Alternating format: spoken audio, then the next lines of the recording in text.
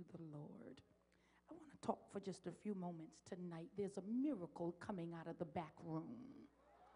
Reach over and shake somebody by the hand like you're going to shake it off and say, neighbor, there's a miracle coming out of the back room. I want you to find somebody else behind you, to your left and to your right, and say, you didn't hear the preacher lady. She said, there's a miracle coming out of the back room. Put your hands on yourself and say, hey, self, you've been waiting on this. There's a miracle coming out of the back room. Sit down.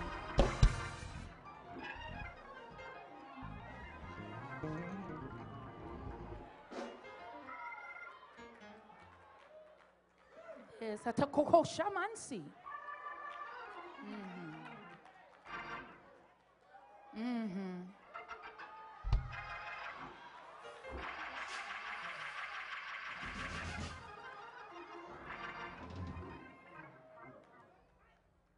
It seems to me that in these days that we live in this postmodernistic society, a lot of paganism, a lot of rituals, and a lot of traditions, all kinds of sectors of religious people that we go to work with. We ride on the metro. We open up our newspapers and carry our briefcases. We have our Starbucks coffee.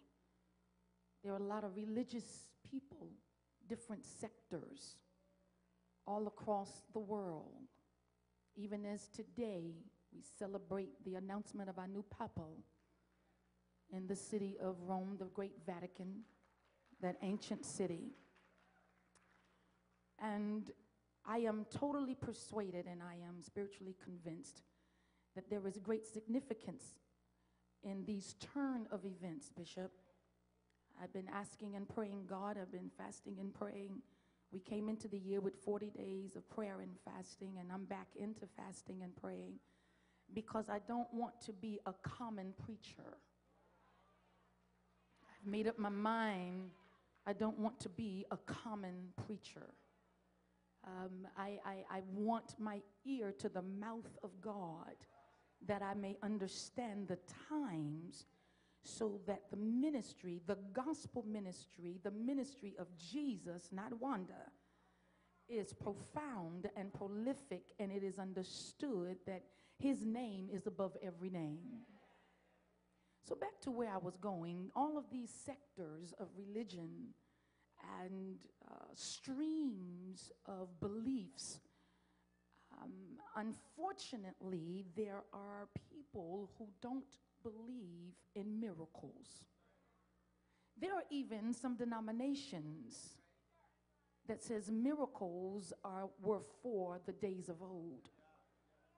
There's some mainline denominations, and I'm not getting in trouble with anybody, but there's some mainline denominations and organizations that are still fighting over whether or not the Holy Spirit is still in the earth.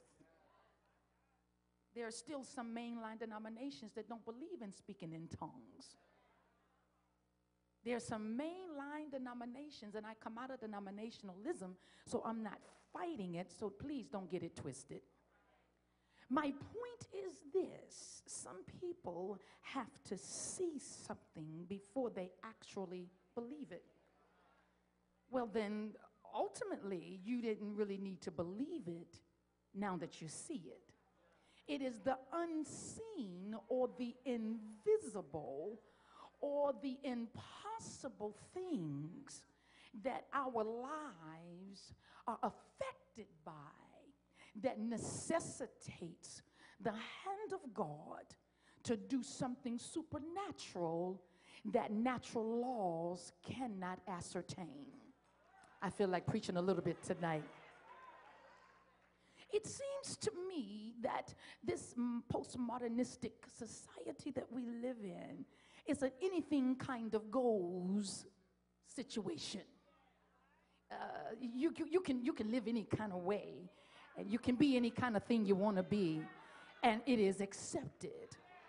I'm not fighting against that either. I tell them all the time, bring all whoever, same-sex marriages, everybody come to my church. I want them all at my church. I want all of them to come to my church. I want you to bring your partners. I want you to bring your friends. I want you to bring your prison friends. I want you to bring all the convicts, bring the drug addicts, because I'm tired of church folks and church antics. Give me somebody that don't know Jesus. Give me somebody that ain't trying to control the platform from the back of the church. Give me somebody that ain't going to be mad because I'm preaching holiness. Y'all sit down. I'm just getting started. Sit down. Let's sit down. So I'm not fighting. Please hear me well. I do speak in tongues every now and then. I'm sorry. I'm just, you know, this fasting thing got me talking in tongues everywhere I go. So it bothers me that we can be in church so long and still don't believe. I asked the question, what is it, what are you waiting for? What is it that you are looking for?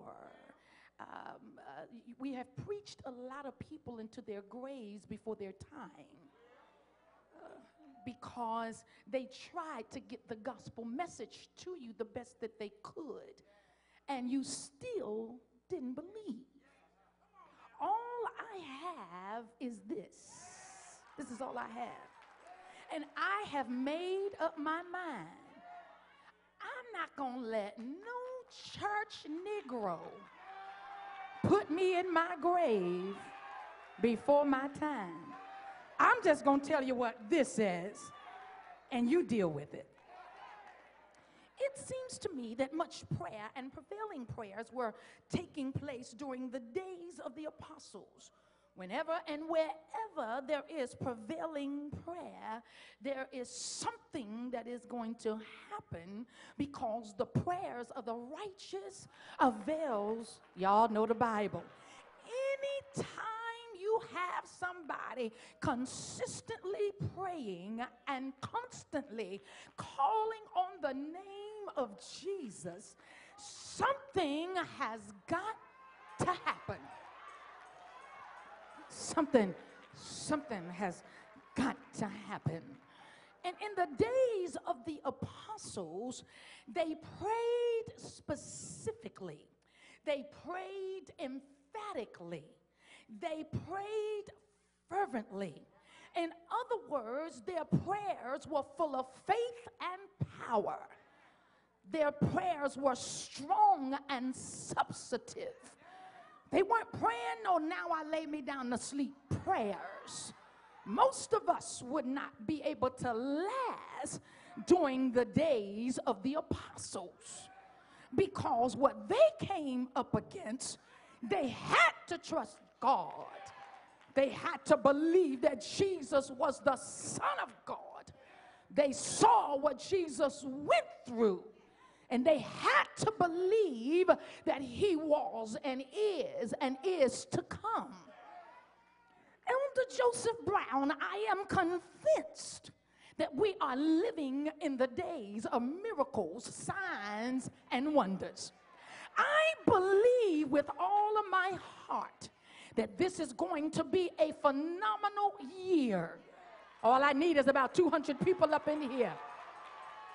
I said, I believe with all my heart that this is going to be the most strategic and phenomenal movement of God in the earth.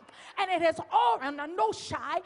already started to happen when St. Benedict gave his resignation, because it had not been done in history of Christendom or the Roman Church in over 600 years. Now get this, it was his 8th year turning in his resignation.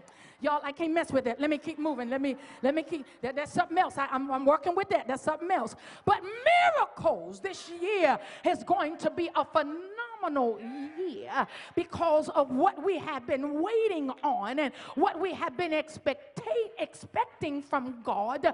And somebody came tonight saying, if God don't do it this year, I'm finished. I'm throwing in the towel. I'm hanging up my Holy Ghost clothes. I'm not going back to the temple of praise. I'm not going back to the Calvary. I'm not going back to St. Luke. I'm not going back to church if I don't see a manifestation of God this year. Well, I came with good news tonight to tell you to expect your breakthrough, expect your miracle, expect the promise of God on your life, because this is going to be a phenomenal year. Somebody clap your hands and shout, it's my time. It's my time.